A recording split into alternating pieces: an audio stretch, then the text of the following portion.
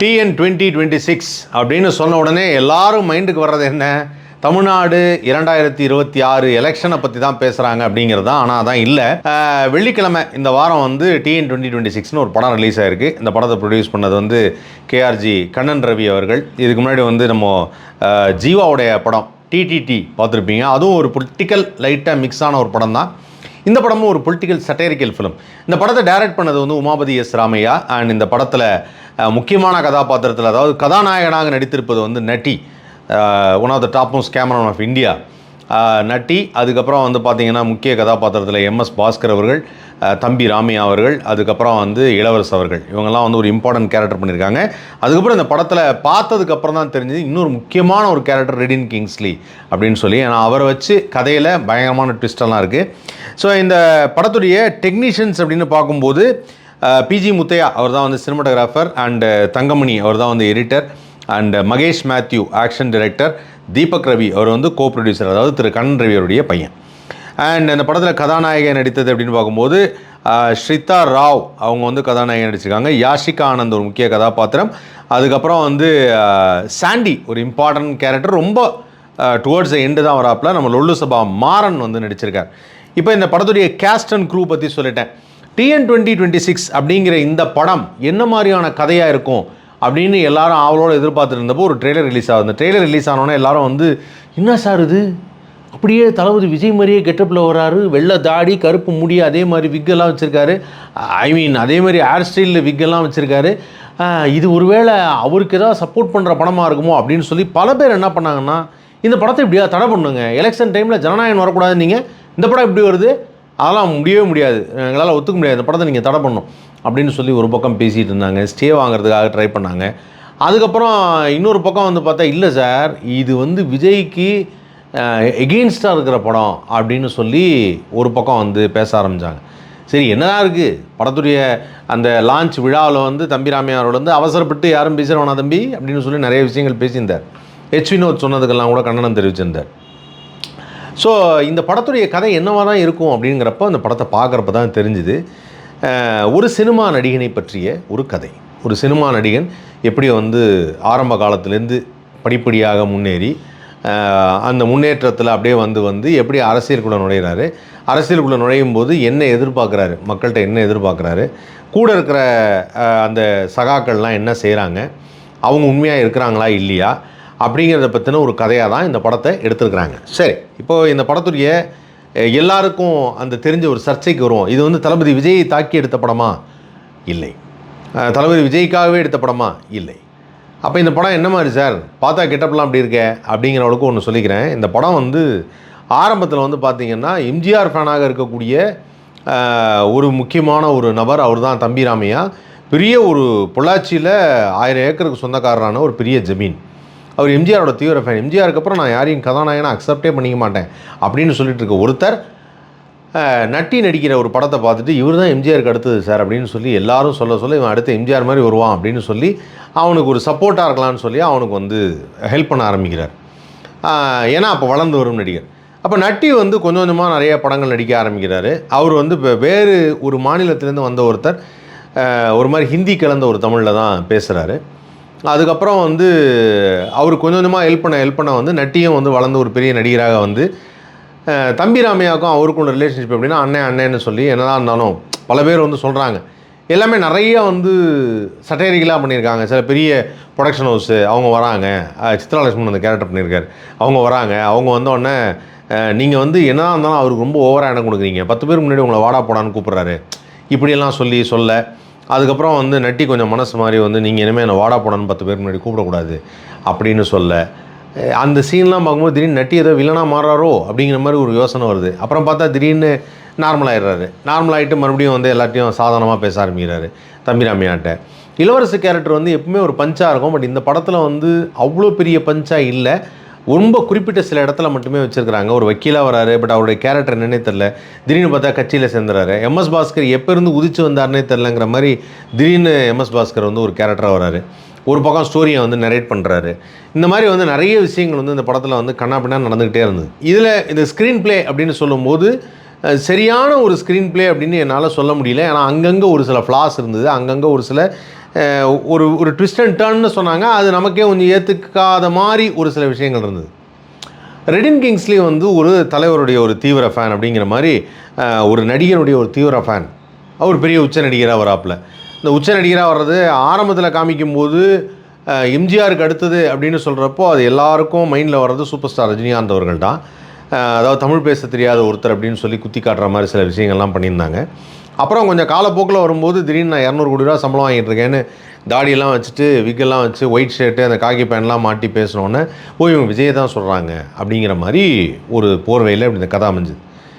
இது அவங்கள பற்றியும் சொல்லலை, இவங்கள பற்றியும் சொல்லலை, ரெண்டும் மிக்ஸ் பண்ணி அங்கே கொஞ்சம் இங்கே கொஞ்சம் அங்கே கொஞ்சம் இங்கே கொஞ்சம்னு முக்கியமான சில இன்சிடெண்ட்லாம் ஏதாவது ஒன்று கலெக்ட் பண்ணி அதை வந்து இங்கே கதைக்குள்ளே புகுத்துணுங்கிற மாதிரி புகுத்தி இந்த கதையை ஒரு மாதிரி குழப்புன்னு குழப்பியிருந்தாங்க அப்படின்னு தான் சொல்லணும். ஓரளவுக்கு எனக்கு தெளிவான ஸ்க்ரீன் பிளேவாக தோணலை. ஏன்னா நிறைய மிக்சர் இருந்தது, நிறையா வந்து சட்டரிக்கலான விஷயம் இருந்தது. திடீர்னு வந்து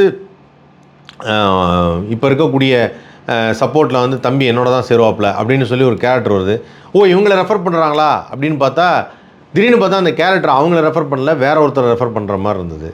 அப்புறம் திடீர்னு வந்து இல்லை அது வந்து சீமான் கேரக்டர் தான் ரெஃபர் பண்ணுறாரு, வாய்ப்பில்லை ராஜான்னு சொல்கிறாரு அப்படின்னு அது சீமான் கேரக்டர் ரெஃபர் பண்ணுறவர் ஏன் இப்படி இருக்கார், அப்படி இருக்க மாட்டாரே அப்படின்னு சொன்னால் அவங்க திடீர்னு வந்து இல்லை எங்கள் அண்ணனுக்கு நான் தான் செய்வேன்னு ஒரு டைலாகு, ஓம் சக்தி பராசக்தி நீங்கள்லாம் ஒரு தீய சக்தி அப்படின்னு சொல்லிட்டு ஒரு டைலாகு. இதெல்லாமே வந்து இப்போ சமீபத்தில் வந்த அந்த மீம்ஸு, சமீபத்தில் வந்த அந்த ஒரு சின்ன சின்ன பொலிட்டிக்கலான நடந்த நகைச்சுவையான சம்பவங்கள்லாம் வச்சு ஒரு கதையாக உருவாக்கப்பட்டிருக்கு. சாண்டி எப்போ வராரு அப்படின்னு பார்த்தா கிளைமேக்ஸில் டுவர்ட்ஸ் வராப்பில். அந்த கிளைமேக்ஸில் வந்து சாண்டி திடீர்னு வந்து நான் தான் உன் பையன், ஏன்னா நீ சரியாகவே வளர்க்கலை அப்படின்னு சொல்லி தம்பிராமியாட்ட சண்டை போடுற மாதிரி ஒரு கேரக்டரு. இதெல்லாம் பார்க்குறப்போ என்ன இது ஒன்றுமே ஒட்டலையே அப்படிங்கிற மாதிரி இருக்குது. ஒவ்வொரு காட்சி அமைப்பும் வந்து பார்க்குறப்போ ஒன்றோடு ஒன்று ஒட்டலை. ஒரு கதையாக இதை வந்து ஒரு முழுமையாக இருக்கா, ஒரு வேவாக அப்படி வருதா அப்படின்னா அது வரல. ஆனால் நட்டி வந்து டிஃப்ரெண்ட் கெட்டப்பில் டான்ஸ் எல்லாம் பண்ணியிருக்காப்புல, நல்லா நடிச்சிருக்காப்புல. ஒரு மாதிரி அந்த ஹிந்தி கலந்த தமிழில் பேசுகிறது. அப்புறம் திடீர்னு பார்த்தா கொஞ்ச நாள் ஆனோடனே ஒரு ஏஜ் ஆனவுடனே அவர் தமிழே நல்லா பேச ஆரம்பிச்சிட்டாரு, இப்போ அந்த மாதிரி பேசுகிறதில்ல அப்படின்னு சொல்லி. அதான் 2 விதமான கேரக்டரை வந்து வேணுன்ட்டே ரிசம்பிள் பண்ணுற மாதிரி சில விஷயங்கள்லாம் நிறையா பண்ணியிருக்கிறாங்க. அது கொஞ்சம் பார்க்குறப்போ சில விஷயங்கள் வந்து என்ன தான் சினிமா பற்றி எடுக்கிறதா இருந்தாலும் பொதுவாக வந்து சினிமாவை பற்றி சட்டைரிக்கலாக எடுக்கிறத ஒரு சினிமாக்காரனாக என்னால் அக்செப்ட் பண்ணிக்க முடியாது. சட்டைரிக்கலானா தவறான ஒரு கண்ணோட்டத்தோடு எடுக்கிறத எப்பயுமே அக்செப்ட் பண்ணிக்க முடியாது. அதுதான் நான் ஃபீல் பண்ண ஒரு விஷயம். மக்களுக்கு அது என்டர்டெயின்மெண்ட்டாக இருக்கலாம், ரசிக்கலாம்.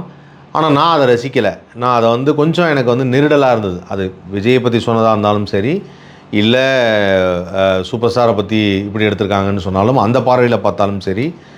ஏன்னா கடைசியாக கிளைமேக்ஸில் வந்து ஒரு கட்சியெல்லாம் கூட்டமெல்லாம் வச்சுட்டாங்க, எல்லோரும் வந்துட்டாங்க. எல்லோரும் வந்து மீட்டிங்கெல்லாம் போட்டு யாருக்கு எந்தெந்த தொகுதியெல்லாம் அறிவிக்க போகிறாங்க அப்படிங்கும்போது ஒரு அரசியலுக்கு வரல அப்படின்னு சொல்கிற அந்த காட்சி அமைப்புகள் வந்து ரெஃபர் பண்ணுற மாதிரி இருந்தது. இது ஒளிவு மறைவே கிடையாது. இல்லை நாங்கள் அப்படிலாம் எடுக்கலை அப்படின்னு யாரும் சொல்லவே முடியாது. அவங்க அப்படி தான் எடுத்துருக்குறாங்க. ஸோ அது கொஞ்சம் நெருடலாக இருந்தது. அது பண்ணியிருக்க வேணாம் அப்படிங்கிறது என்னுடைய கருத்து. இது என்னுடைய கருத்து. மற்றபடி வந்து இந்த படத்தில் நடித்திருந்த ஒவ்வொரு நடிகர்களும் தங்களுடைய கதாபாத்திரத்தை ரொம்ப அழகாகவே செஞ்சுருக்கிறாங்க. ஏரிவாயா ஷேக் அவர் கூட ஒரு சீனில் வந்து அவ்வளோ பிரமாதம் அப்படிங்கிற ரெடின் கிங்ஸ்லி ரொம்ப பிரமாதமாக, அதாவது ரெடின் கிங்ஸ்லி வந்து ஒரு காமெடி கதாபாத்திரத்தை பார்த்தோமோ ஒரு முக்கியமான கதாபாத்திரமாக ஒரு நடிகனுடைய ரொம்ப தீவிரமான ஒரு ரசிகராக, உயிரை கொடுக்குற ஒரு ரசிகர்னு சொல்லுவாங்களா, அந்த மாதிரி ஒரு ரசிகராக ரெடின் கிங்ஸ்லியில் பர்ஃபார்ம் பண்ணியிருக்காரு. அந்த பர்ஃபார்மன்ஸ் ரொம்ப நல்லா இருந்தது, பார்க்குறதுக்கு அவ்வளோ அருமையாக இருந்தது. ட்ரெய்லர்லேயே நீங்கள் பார்த்துருப்பீங்க, அந்த டயலாக்கு ரொம்ப நல்லா இருந்தது. ஸோ அவருடைய கேரக்டர் எனக்கு ரொம்ப பிடிச்சிருந்தது. அது உண்மையிலே அப்படி ரசிகர்கள் இருக்கிறாங்க. ரசிகர்களை தவறாக சொல்வதும் இல்லை ரசிகர்கள் தொண்டர்கள்லாம் வந்து சரியாக இந்த தலைவருக்கு வந்து உறுதுணையாக இல்லை, அவங்க எல்லாமே ஏமாத்துறாங்கன்னு சொல்கிறதும், அரசியலுக்கு இன்றைக்கி சொல்லக்கூடிய இப்போ இருக்கக்கூடிய கட்சியை கிண்டல் பண்ணி எடுக்கிறது, கூட இருக்கவங்கலாம் காசு வாங்கிட்டு நிறைய விஷயங்கள் பண்ணுறாங்க, அவங்க தான் இந்த மாதிரியான ட்ராமாக்கள்லாம் பண்ணுறாங்க, இது எதுவுமே தலைவருக்கு தெரியாது அப்படிங்கிற மாதிரியான விஷயங்கள்லாம் நம்புகிற மாதிரி இல்லை. அது எனக்கு தெரிஞ்சு வந்து அதான் சொல்கிறேன்ல, இந்த படம் வந்து இவங்களுக்கு சப்போர்ட் பண்ணுற மாதிரியும் இல்லை, அவங்களுக்கு சப்போர்ட் பண்ணுற மாதிரியும் இல்லை, இவங்களுக்கு சப்போர்ட் கட்டுற மாதிரியும் இல்லை, அவங்களுக்கு சப்போர்ட் கட்டுற மாதிரியும் இல்லை. ஏதாவது ஒரு பக்கம் ஒரு ஸ்டாண்டை எடுத்துடணும், அந்த ஸ்டாண்டை எடுத்துகிட்டு சொல்லணும். அப்படி இல்லையா நடுநிலையாக சொல்வது அப்படின்னு ஒன்று இருக்குது. ஒரு பொலிட்டிக்கல் சட்டையர் ஃபிலிம்னா எப்படி இருக்கணும் அப்படின்னு பார்த்தீங்கன்னா, அது வந்து நம்ம லியாக்கத் அலி கான் அவருடைய ரைட்டிங்கில் வந்த ஒரு படம், ஆர்கே செல்வமணி அவருடைய டைரக்ஷன், ராம்தாஸ் அண்ட் லியாக்கத் அலி கான் 2 பேருமே அதுக்கு டைலாக் எழுதியிருக்காங்க. இந்த படம் மாதிரி தான் இருக்கணும். அதுதான் மக்களாட்சி அப்படின்னு ஒரு படம். அந்த படத்தில் வந்து பொலிட்டிக்கல் சட்டையர் ரொம்ப அருமையாக பண்ணியிருப்பாங்க. அந்த பொலிட்டிக்கல் சட்டையரை வந்து ரொம்ப நாசுக்காக அதை ஹேண்டில் பண்ணியிருப்பாங்க. உண்மையிலேயே வந்து செல்வமணி சார், லியாக்கத் அலி கான், ராமதாஸ் அவர்கள் இவங்கெல்லாம் வந்து நான் பார்க்கும்போது பிரமிச்சு போகிறேன். ஏன்னா ஒரு கண்டென்ட்டை எப்படி எடுக்கணும், அந்த கண்டென்ட்டை எப்படி அழகாக கொண்டு வந்து ப்ரெசென்ட் பண்ணணும் அப்படின்னு ஒரு விஷயம் இருக்குது. அந்த வகையில் இவங்கெல்லாம் வந்து டாப் கிளாஸ் அப்படின்னு தான் சொல்லணும். அதனால் இப்போ எடுக்கக்கூடிய அந்த சூழ்நிலையை வச்சு ஒரு அரசியல் படம் எடுக்கிறோம் அப்படின்னு சொன்னால் கூட அது TN 2026ங்கிற படம் முழுமையான ஒரு ஸ்க்ரீன் பிளேவாக அது அமையலை அப்படிங்கிறது வருத்தமாக இருக்குது. காரணம் என்ன அப்படின்னு பார்த்தா, தம்பிராமையா அவர்கள் ஒரு சிறந்த ரைட்டர். அவர் வந்து இந்த படத்தில் நிறைய இன்வால்வ் ஆகி நிறைய செஞ்சுருப்பார்னு எதிர்பார்த்தேன். என்னுடைய எதிர்பார்ப்பு கொஞ்சம் ஏமாற்றத்தை தான் தந்தது. அது வந்து அவ்வளோவா எனக்கு முழுமை அடையலை அப்படின்னு தான் சொல்லணும். அதே வகையில் இந்த படம் இப்போ இருக்கக்கூடிய அரசியல் சூழ்நிலைக்கு எதிராக இருக்குமா, இதனால் பெரிய ஓட்டு மாறுமா, இதனால் வந்து எலெக்ஷனில் ஒரு பெரிய மாற்றம் ஏற்படுமான்னா வாய்ப்பில்லை அப்படின்னு தான் சொல்லணும். ஏன்னா இந்த படம் எதையுமே ஆணித்தனமாக சொல்லவில்லை, அதுதான் உண்மை. ரொம்ப போட்டு குழப்புன்னு குழப்பி கண்ணாமண்ணான்னு போட்டு ஏதாவது இங்கே தப்பாயிடுமோ, இதை மட்டும் சொன்னால் அது தப்பாயிடுமோ, அதை மட்டும் சொன்னால் இது தப்பாயிடுமோன்னு சொல்லி ஏகப்பட்ட விஷயங்கள் பண்ணியிருக்காங்க. அது கொஞ்சம் மனசுக்கு வந்து அவ்வளோ வந்து ஒட்டலை. அதனால் TN 2026 பெரிய ஒரு என்ன சொல்கிறதுனா ஒரு முத்திரையை பதிக்காது. பட் ஒரு ஆவரேஜான ஒரு ஃபிலிமாக இந்த வாரம் வெள்ளிக்கிழமை ரிலீஸ் ஆனதில் ஒரு படமாக இருக்கும், அவ்வளோதான். இந்த படம் விஜய்க்கும் சம்மந்தம் இல்லை, சூப்பர் ஸ்டாருக்கும் சம்மந்தம் இல்லை, இந்த படத்தோட டேரக்டருக்கும் சம்மந்தம் இல்லை, ரைட்டருக்கும் சம்மந்தம் இல்லை, நடித்தவங்களுக்கும் சம்மந்தம் இல்லை. எல்லாருமே ஒரு காட்சியாக நடித்து போயிருக்காங்களே தவிர எதுலேயுமே ஒரு கோர்வை இல்லை. நான் MS பாஸ்கர் அவர்கள்ட்ட ரொம்ப நிறைய எதிர்பார்த்தேன், இளவரசர் அவர்கள்ட்ட நிறைய எதிர்பார்த்தேன், தம்பிராமையா அவர்கள்ட்ட நிறைய எதிர்பார்த்தேன். அப்படி தம்பிராமையாவுக்கு மேஜரான சில போர்ஷன்ஸ் இருக்குது. பட் இவங்க 2 பேரும் வந்து அவ்வளோ அவங்களுடைய பொட்டன்ஷியல் இன்னும் யூஸ் பண்ணல அப்படின்னு தான் சொல்லணும். அதை யூஸ் பண்ணி எடுத்திருந்தாங்கன்னா இன்னும் கொஞ்சம் நல்லா பெட்டராக இருந்திருக்கும் அப்படிங்கிறது தான் என்னுடைய எண்ணம். ஸோ TN 2026 ஒன் டைம் பார்க்கலாம், அவ்வளோதான்.